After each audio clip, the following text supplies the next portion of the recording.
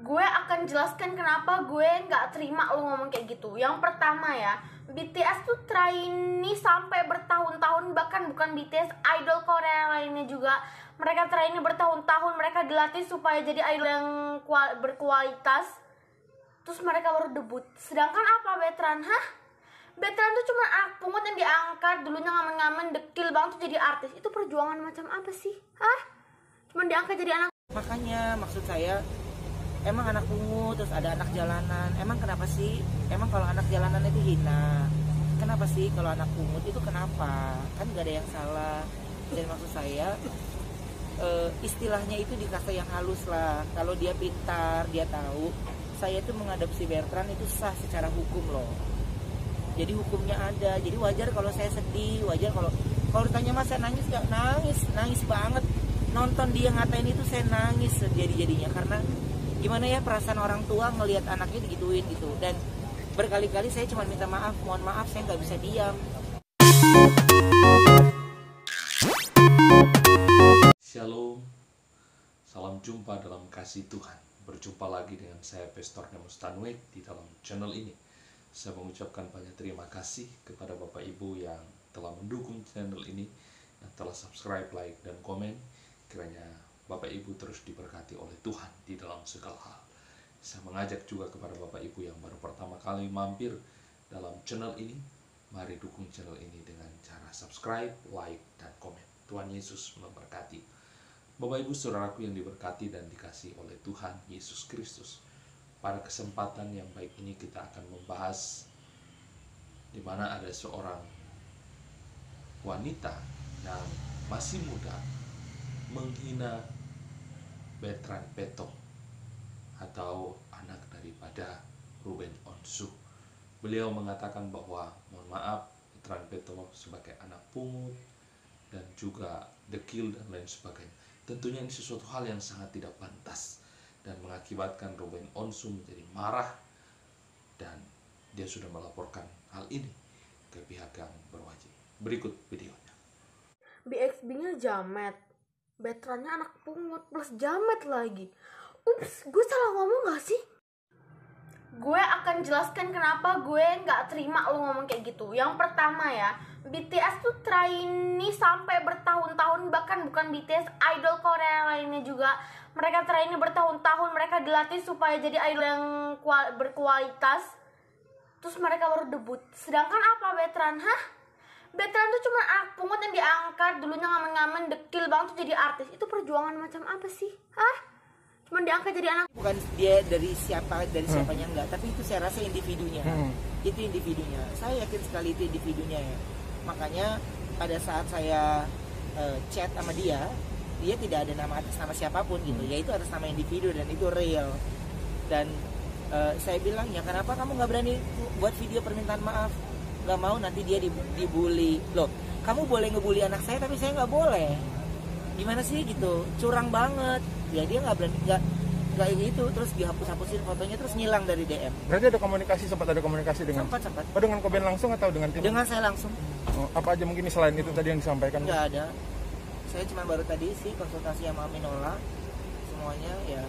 Ya mudah-mudahan nggak ada halangan, Senin semua saya proses. Kak Bisu menanggapi Vanessa sidang kemarin mungkin sebagai salah. Berarti akan masuk ke ranah hukum ya kok ya? Senin berarti akan masuk ke ranah hukum berarti. Belum tahu kan, laporan dulu. Laporan dulu. Saya laporan dulu aja. Senin ya kok? Ini nggak akun-akun yang maksudnya yang membuat. Enggak, saya sih yang ke arah saya aja, saya nggak mau menjadi pahlawan untuk yang lain.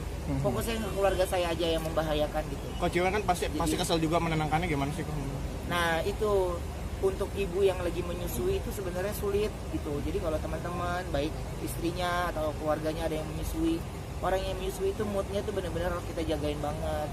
Minimal lah dikit lagi lah, anak saya mau menuju 2 tahun gitu baru dia lepas ASI. Nah sekarang ini saya lagi perlu banget untuk ASI. Moodnya pasti marah, emosi, kesel, sedih. Tapi kan Wenda nggak pernah nunjukin di depan saya. Tapi nggak tahu kalau saya kerja dia nangis kan dia nggak tahu gitu. Makanya saya harus ngambil tindakan minimal di mata dia lihat. Kobe nanti kalau lapor nanti otomatis pelakunya dipanggil, akan bertemu mungkin dengan orang tuanya dia juga gitu, mungkin udah mempersiapkan itu. Biasanya kan Kobe luluh nih memaafkan. Di depan teman-teman media aja tanyain gitu. Karena kalau saya enggak, saya udah marah aja. Saya udah marah banget. Jadi saya tidak mau bagaimana prosesnya ya biar proses pihak kepolisian aja gitu. Makanya saya baru konsultasi ngasih berkas semuanya tadi ke lawyer ya. Niatnya kalau nggak ada halangan Senin sih. Untuk pelakunya masih di bawah umur nggak sih kok yang foto? Nggak peduli capek kalau semuanya di bawah umur lewat. Berarti udah nggak peduli lewat. dengan Nggak peduli. Itu yang saya akan sampaikan sih sebenarnya, ini bagaimana ya tindakan lanjutnya untuk anak-anak yang dia bawa umur tapi tingkah lakunya sudah melebihi orang dewasa. Ancaman pembunuhan itu kan bukan sekedar bullying, Iya. atau mungkin Bang Ini, Munilov seperti apa? Saya itu kalau yang ini adalah yang saya aneh itu adalah anak pungut. Itu saya sakit hati sekali dengernya. Yang kemarin tentang itu lukanya belum sembuh, sekarang ada lagi tentang anak pungut. Makanya maksud saya, emang anak pungut terus ada anak jalanan, emang kenapa sih? Emang kalau anak jalanan itu hina?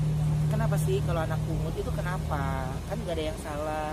Dan maksud saya istilahnya itu dikata yang halus lah. Kalau dia pintar, dia tahu. Saya tuh mengadopsi Bertrand itu sah secara hukum loh. Jadi hukumnya ada. Jadi wajar kalau saya sedih, wajar kalau ditanya mas saya nangis gak? Nangis banget. Nonton dia ngatain itu saya nangis jadi-jadinya karena gimana ya perasaan orang tua ngelihat anaknya digituin gitu. Dan berkali-kali saya cuma minta maaf, mohon maaf saya nggak bisa diam. Jadi jangan ada orang yang ngomong sama saya sabar, jangan ditanggepin dia, saya nggak mau ikutan. Saya fokus dengan apa yang mau saya kerjakan, saya fokus dengan apa yang saya mau lakukan aja gitu. Bapak Ibu Saudaraku yang terkasih di dalam Tuhan Yesus Kristus, melalui video ini kita mengambil sebuah kesimpulan bahwa setiap kita tidak boleh menghina orang lain. Ya, apapun latar belakangnya, apapun masalahnya, kita tidak boleh menghina orang lain, apalagi mengata-ngatai suatu hal yang tidak pantas.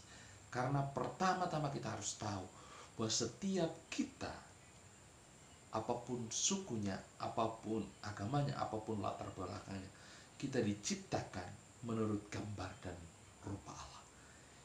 Kita ini adalah gambar dan rupa Allah. Kita diciptakan dengan begitu mulia. Kita diciptakan begitu sungguh amat baik, melebihi ciptaan-ciptaan yang lain. Dan harusnya menghina orang lain tidak boleh keluar di dalam mulut kita. Nah, oleh karena itu malam hari ini kita harus belajar untuk tidak menghina orang lain. Yang kedua, kita juga harus mengerti dan memahami. Kadangkala kita menganggap kesabaran orang itu begitu panjang, tetapi yang namanya manusia punya kesabaran.